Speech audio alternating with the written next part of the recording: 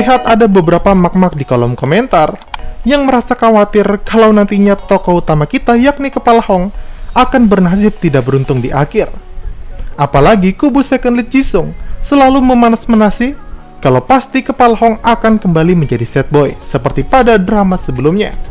Tapi menurut Mimin secara pribadi, hal itu sangat kecil kemungkinannya. Dan justru Jisung lah yang akan menjadi sad boy.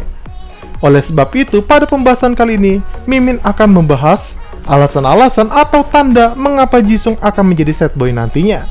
Dan yang pasti bukan alasan seperti, iyalah, kan tokoh utamanya Kepala Hong, masa jadi sad boy? Oke, sebelum kita masuk ke pembahasan video hari ini, ayo dong bantu channel Mimin ini dengan cara menekan tombol subscribe-nya ya, agar Mimin tetap semangat memberikan konten-konten menarik untuk kalian semua. Go mau! Alasan pertama adalah kesamaan cerita dengan film adaptasinya. Sekali lagi Mimin katakan, kalau secara garis besar drama Hometown Cha-Cha-Cha ini sama seperti filmnya.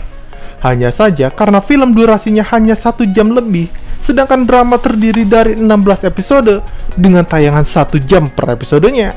Jadi penulis dan sutradara harus memutar otak bagaimana mereka bisa membuatnya tayang selama itu.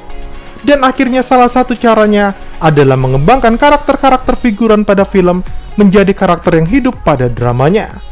Nah, hidup di sini maksudnya pengembangan yang tadinya hanya muncul sekilas pada film dan di drama dibuat jelas kisah hidup mereka semuanya.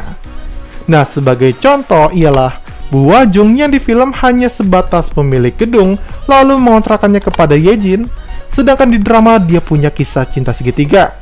Lalu ada Bu Namsuk yang di filmnya juga sebatas pemilik restoran, di mana Yejin menjadi pelanggan setianya setiap makan siang, tapi di drama dia memiliki cerita yang sangat kelam. Selain itu ada juga Bu Yun yang di filmnya hanya sebatas warga desa hamil yang tiba-tiba melahirkan. Dan pada drama mereka semua dikembangkan tokohnya ya. Dan di sini Mimin yakin kalau Jisung juga ada pada film tersebut. Dan Jisung adalah manifestasi dari pria bernama Dochul yang di filmnya berusaha mendekati Yejin.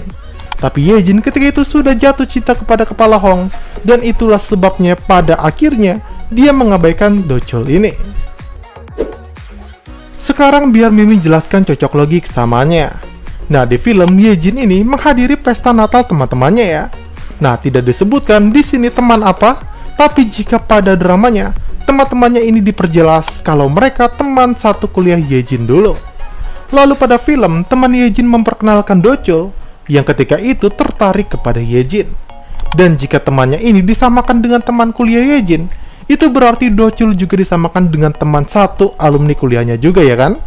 Dan ini relate ke Jisung yang juga merupakan teman kuliah Yejin yang berbeda angkatan.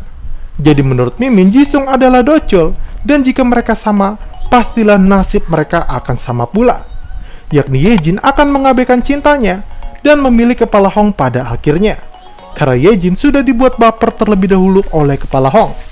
Jadi buat pendukung Jisung harap mempersiapkan tisu ya. Lalu alasan kedua ialah adanya foreshadow dalam filosofinya Jisung. Nah, drama Hometown Cha-Cha-Cha tak pernah lepas dari namanya foreshadow dari berbagai filosofi.